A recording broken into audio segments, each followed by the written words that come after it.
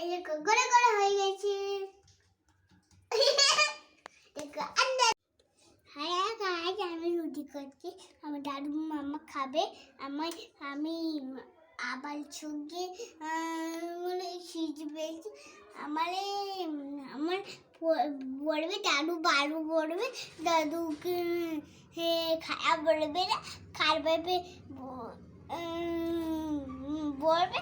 দিদি ভালো বলবে, দিদি অনেকটা বলবে কি ওয়াও ফেলে তুমি বানাচ্ছো। হ্যাঁ হ্যাঁ আমি বানিয়েছি, আমি ভালো।